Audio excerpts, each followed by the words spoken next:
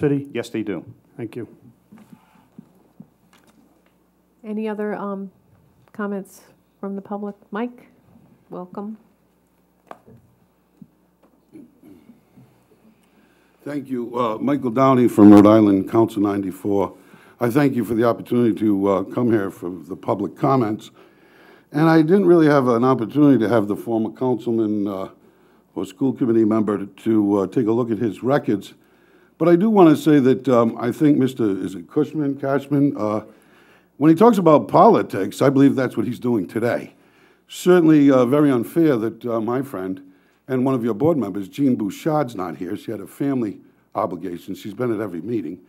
She could attest to the things that the union I represent. I won't speak for fire and police, but I will speak for Rhode Island Council 94. Last contract, we saved approximately $2 million just in negotiations. And I think it's totally unfair that he would come with what I call a very skewed report that I haven't even had an opportunity to see.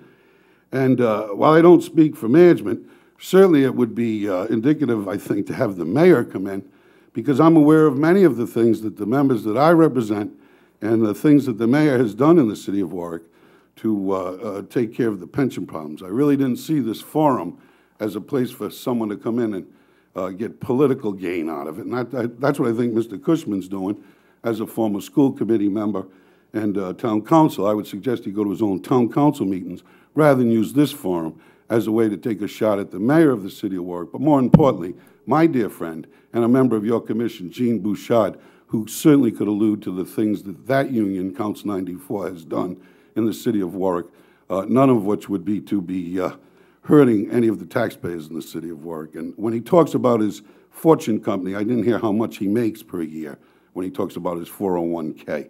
The people that I represent have a package that they've negotiated with the mayor, and the mayor's been happy with it, and as far as I know, it's funded rather well, the Council 94, and we have come to the table each and every time we're asked.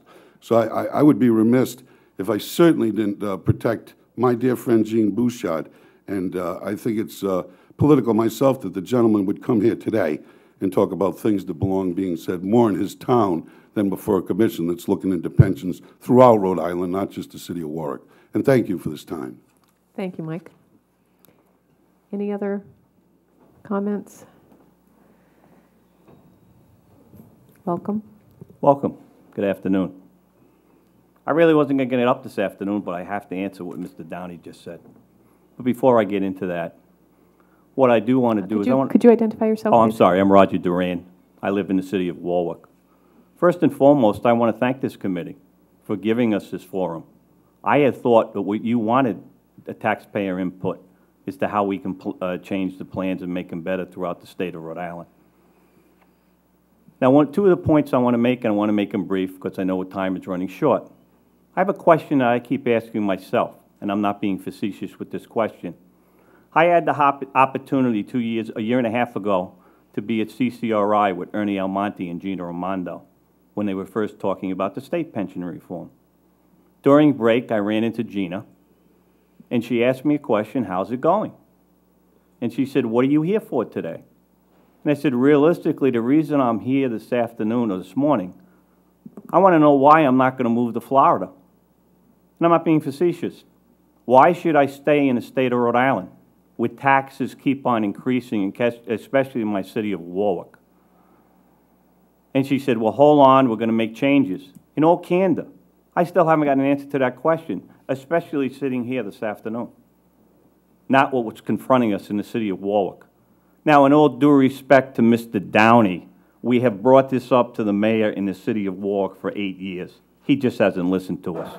But I don't want to make this personal. He did. We don't want to. We want to talk about facts. My second point is, before I get into it, Mr. Funk, there's houses in Warwick where I live. I hope you move there quickly. We could use you as the mayor in the city of Warwick. You're getting it. You know what's going on. Mr. Pires, you also. Now, having said that, the facts speak for themselves with reference to the pensions and everything else. All we're doing is alluding to the fact of what's going on with the pensions and the unfunded liabilities we have in the city of Warwick. That's all we're doing. We're asking a question. One of the questions I have here is reference to OPEB. I think that particular number, and I know Mr. Pyries brought it up this afternoon, that has to be included in the entire equation. I don't think we can deal with police and fire one as a separate entity. I think we have to include all the pensions plans as well as all the health plans in their entirety so we can get a realistic picture of what's going on in cities and towns.